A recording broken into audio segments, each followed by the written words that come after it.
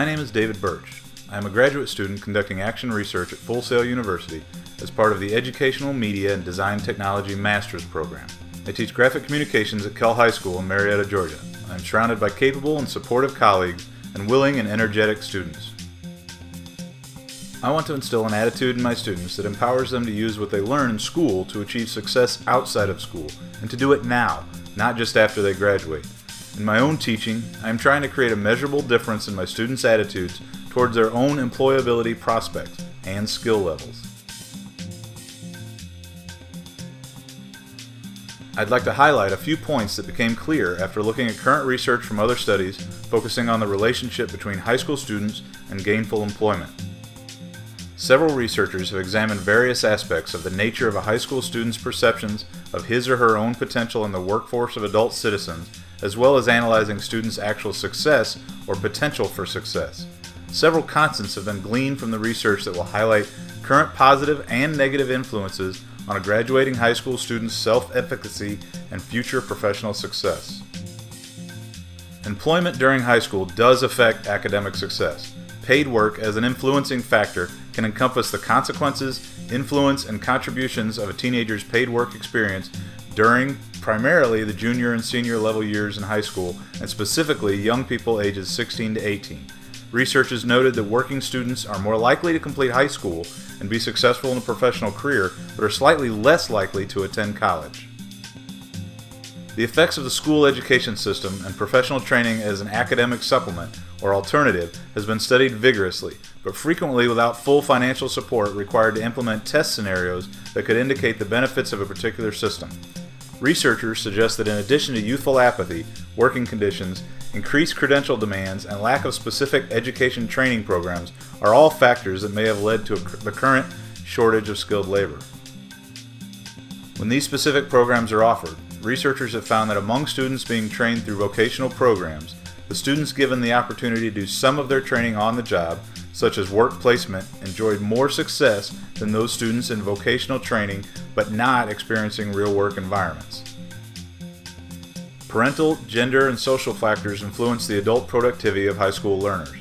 Many demographics, including level of affluence, parental skill sets, and community support, combine to add another level of ease and conversely burden to students preparing to enter the workforce.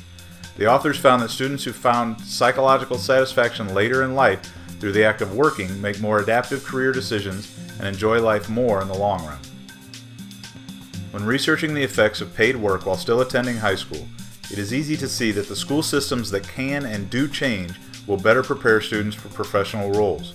A decent level of job performance and satisfaction was found in early exiters, those students who choose to leave the school system early in search of paid work. Early exiter success in earning a decent living suggests that the school system may not be meeting the needs of students getting ready to enter the adult workforce. Many factors influence the success or failure of high school students in the adult workforce and suggest that the type of training received in secondary schools and the ability to simulate participation or actually participate in the workforce during those years may be the greatest contributing factor toward professional success when the student becomes an adult. Further experimentation and modifications to educational systems, a better understanding of the effects of paid work during high school, and an open conversation between parents, students, and environmental contributors will ultimately shape the future of a student's self-efficacy and potential in the adult workforce. Cycle 1 of my ARP focused on generating a baseline of current attitude information for more than 100 9th to 12th graders at Kell High School.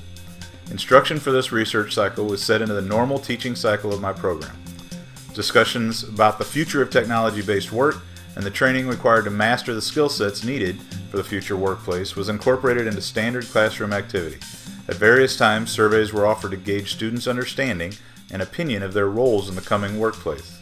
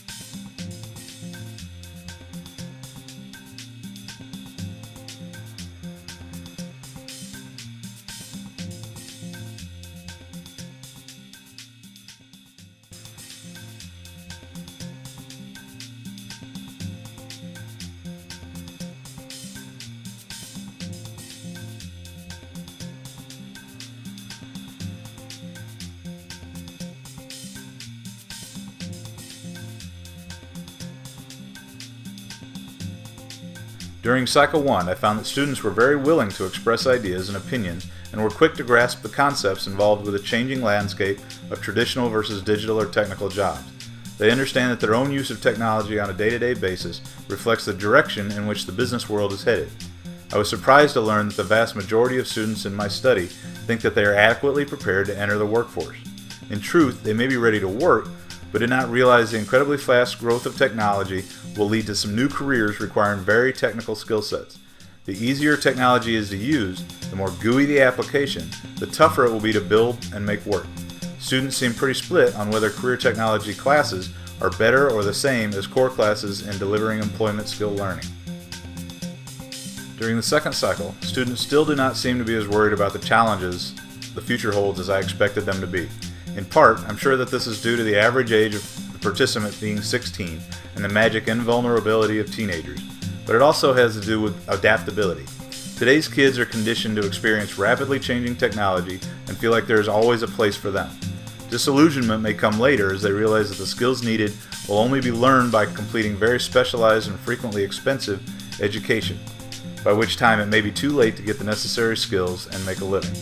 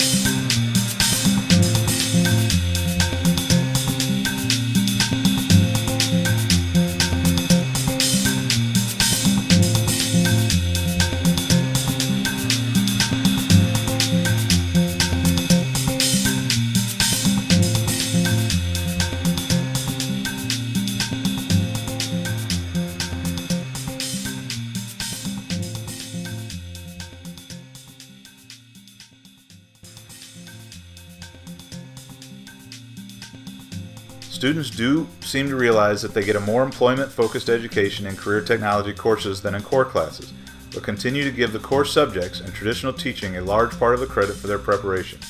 Most participants are idealistically planning to work in a field of interest, but do acknowledge that the economy may play a role in their career path.